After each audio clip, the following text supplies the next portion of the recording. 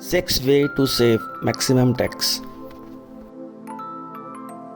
For example, अगर आपकी साल की सैलरी 12 लाख रुपए है और आप एक सैलरीड पर्सन हैं और आपका बेसिक सैलरी पे स्केल 30,000 रुपये महीना है और आपको कंपनी प्रोविडेंट फंड काटती है जो कि 25,000 रुपये महीना है, तो आपको कितना टैक्स पे करना पड़ेगा। पहली टैक्स डिडक्शन आपको मिलती है स्टैंडर्ड डिडक्शन के अंदर, जिसके अंदर आप 50,000 रुपये अपने इनकम में से लेस कर सकते हैं। सेकंड टैक्स डिडक्शन आपको मिलती है एम्प्लॉय प्रोविडेंट फंड के अंदर। मान लीजिए आपकी सैलरी 12 लाख रुपए है, जिसमें से आप 50,000 रुपये स्टैंडर्ड डिडक्शन के माइनस कर देंगे तो बच गया आपका 11,50,000 रुपये। देन आप उसमें से 11,50,000 में से 30,000 रुपये एम्प्लॉय प्रोविडेंट फंड के माइनस कर देंगे तो बच गया 11,20,000 रुपये। सेकंड टैक्स डिडक्शन आप अवेल कर सकते हैं इन्वेस्ट करके ऐसी स्कीमों के अंदर जो फॉल करती हैं अंडर सेक्शन 80C के अंदर। इसके अंदर आप मैक्सिमम 1.5 लाख रुपए तक का टैक्स सेव कर सकते हैं। अंडर सेक्शन 80C के अंदर जो स्कीमें फॉल करती हैं उसका नाम है public provident fund. Up to 1.5 lakh रुपए आप इसके अंदर इन्वेस्ट कर सकते हैं। सेकंड है लाइफ इंश्योरेंस प्रीमियम्स। थर्ड है ALSS म्यूचुअल फंड स्कीम्स। तो 11,20,000 में से हमने 1,20,000 रुपये अंडर सेक्शन 80C के अंदर यूज़ कर लिए, तो फिर हमारी जो नेट इनकम बची वो बची 10 लाख रुपये। थर्ड टैक्स डिडक्शन है 80D, जो कि हेल्थ इंश्योरेंस के अंदर फॉल करती है। इसके अंदर आप टोटल 75,000 तक का टैक्स डिडक्शन ले सकते हैं। तो आपने अपनी बची हुई 10 लाख इनकम में से 75,000 रुपये और अपने 80D के अंदर यूज़ कर लिए, तो आपकी अब नेट इनकम बची 9,25,000 रुपये। फोर्थ टैक्स डिडक्शन आती है अंडर सेक्शन 80CCD सब ब्रैकेट 1P, जिसका नाम होता है NPS यानी कि national pension scheme.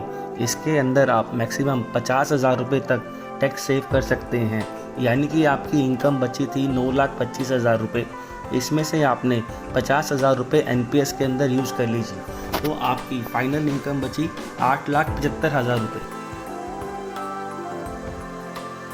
Fifth tax deduction है आपकी अंडर सेक्शन 80CCD सब ब्रैकेट 2, जिसका मतलब है कॉर्पोरेट NPS। कॉर्पोरेट NPS के लिए आपको अपने HR से बात करनी पड़ेगी कि वो आपका कॉर्पोरेट NPS स्टार्ट करवाएं, जिसके अंदर आप मैक्सिमम 10% ऑफ योर बेसिक यानी कि 30,000 रुपये का 10% हो गया 3,000 रुपये महीना।